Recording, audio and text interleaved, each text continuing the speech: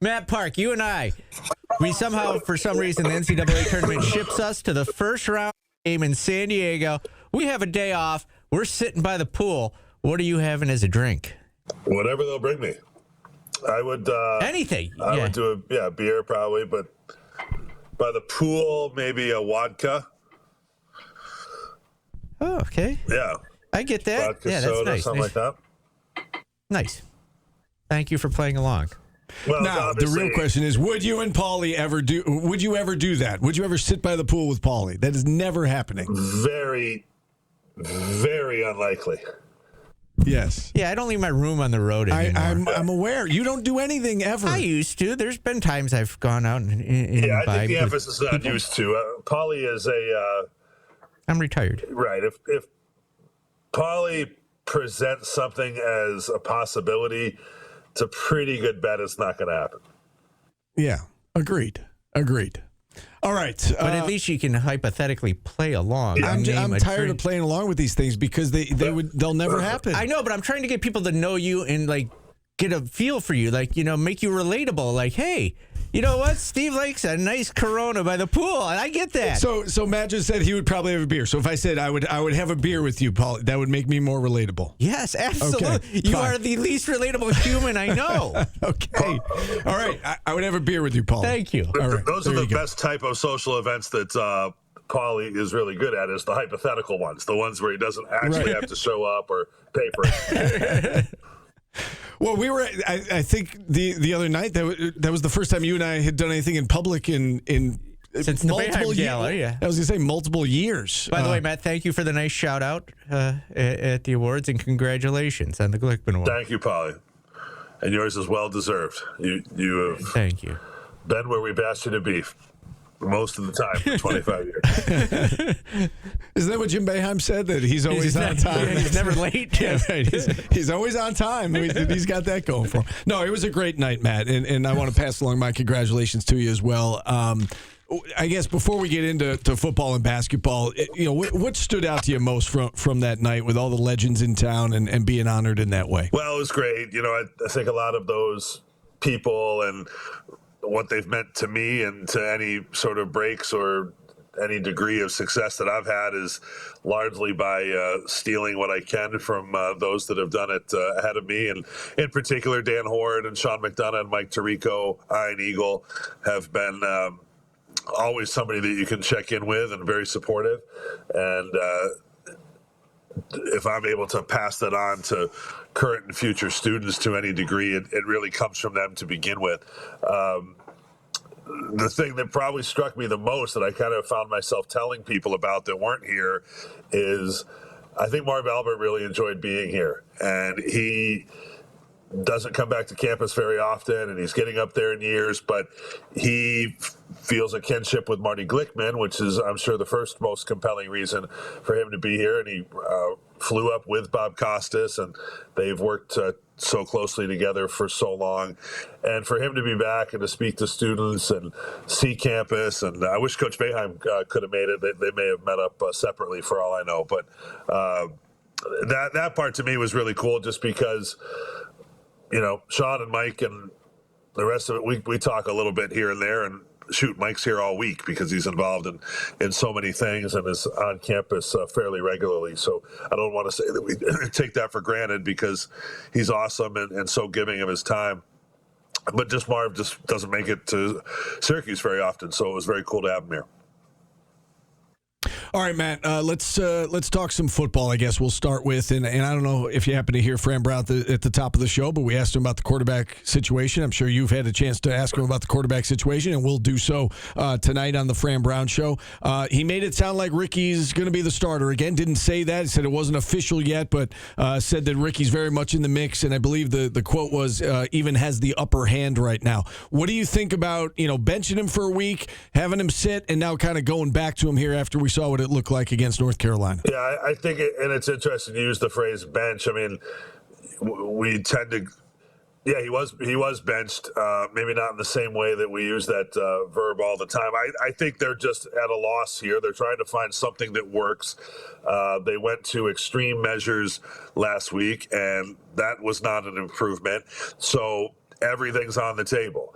And when everything's on the table and you feel like you've tried just about all of your options, I think it's very likely that they could well circle back to say, hey, look, Ricky's still the best of some not so great options right now. And what can we do around him as a coaching staff and in terms of X's and O's, in terms of personnel, and in terms of even shifting the coaching responsibilities to put Ricky in position to succeed and for all of our quarterbacks to develop in what time is left. And so if you look at all the quarterbacks that have played post the Angeli injury, I know it hasn't been pretty really for any of them, but you have the most invested in Ricky Collins in, financially and otherwise, and he has the best background coming in, and he's obviously outperformed the others on balance in practice. So I think if you really take into consideration that we're going to play the guy that gives us the best chance to win games, then I think that does point back to Ricky Collins. You brought up that you touched on the coaches there. That's the other big topic this week is the shakeup, if you will, with Michael Johnson moving over to the quarterbacks, Nunzio going back to the tight ends where he was when Dino Babers was here, and letting go of Miles White and promoting Josh Gaddis. What do you make of these moves in season? And we heard what Fran had to say about it, that he wanted to see what it looked like while they were playing some games as opposed to doing it in the offseason. What do you make of making these changes with a few games left? Well, first off, I think Fran is the type that is looking for constant improvement. He is not one who values, some do. Some would value continuity above all else, right? Maybe that's true of Coach Boeheim, right? He was someone who really appreciated the status quo. And while maybe there were changes that were behind the scenes and whatever, he largely had the same staff for a long time and the same approach and all that for a long time. I think Fran is a guy who is going to change. They could have gone undefeated in the first year and he would have made changes, or they would have been made for him by coaches moving on to other places. And that's what he's doing here. He didn't want to wait around and make changes in December and not know how those were even going to play out. Now he can make some tweaks and evaluate, did these work or not, over the next 3 games. It's really a 4-week span of how this team will be operating this way, and see if they're better off. Because of the commitment made to football here and the augmenting of the staff in recent years, particularly since Coach Brown came on board, you now do have people in these positions that maybe in the case of Gaddis, and I can't even right now think of the title that he had last week, but if they're just extra guys, quality control or analysts or senior assistant or whatever you call it, but they're not among your main 10 position coaches, to have those guys to pop in is really something that's never been possible at Syracuse. And the staff top to bottom right now is about as strong as it's ever been, and Coach Mack and Coach Pasqualoni had some really strong staffs going back there, people that went on to excel at high levels on their own or be coordinators and head coaches in college and pro. So I think that's what they've got here. They're going to tinker with it a little bit. Maybe Mike Johnson's got a way of communicating with the quarterbacks that's a little different, that puts them in position to succeed, and we'll see. He certainly has the background. I think all these guys are good coaches, and they're going to be fine in the positions they're in. What do you expect out of Miami on Saturday? Do you expect a team that is going to come out and be focused and sharp and so on and so forth, or do you expect a team that's going to be lacking motivation and feeling sorry for themselves that they're not going to the college football playoff? Hard to say. I think that's the whole thing with Miami in recent years, right? Generally a pretty good roster, and right now they've got a lot of really good players. Then inevitably it seems like they kick one away here or there during the season, and it's happened to them a couple of times already. So I don't know the answer to that. I think you obviously have to prepare for getting their best. They do have some injured players. Mark Fletcher, we think, won't play in this game, but if Ruben Bain wants to do his thing in a game, you're going to pay the price. You got to account for it. That guy's a stud, and they have 2 or 3 in that category that are projected to be high NFL draft picks. So you got to prepare for that. I think if you're particularly Bain and Messidor, they're top defensive linemen and pass rushers, you want to tee off against a bad quarterback situation, right? So they must be thinking this is a stat game and it's a nationally televised game and all of that. So until proven otherwise, I think you got to expect that Miami will be at its best. And if they have mailed it in, we'll find out soon enough.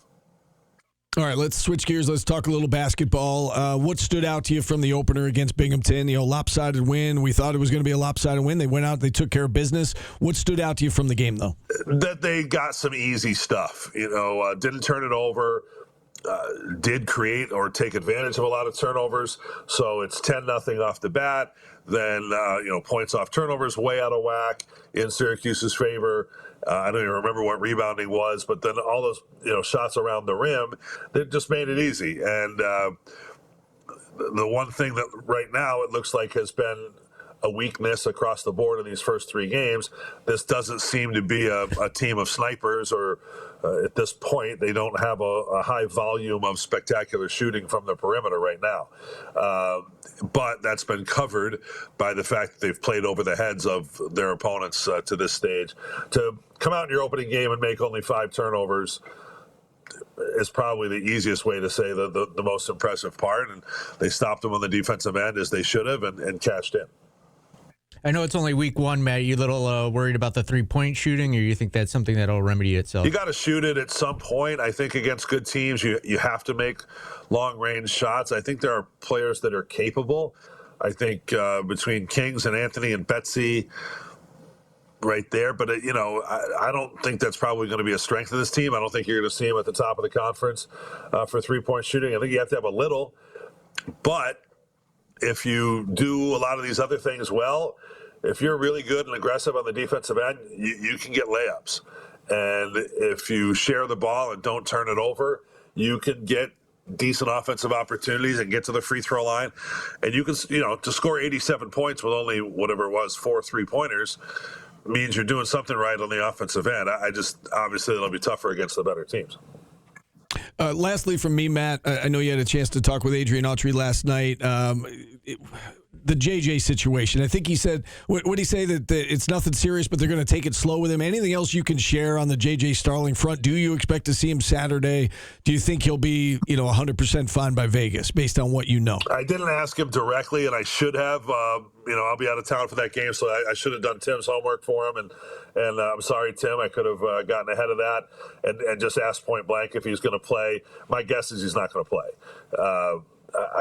That's how I interpret we're going to take it slow. They're going to overmatch Delaware State too without him. So I would find it highly unlikely for him to play.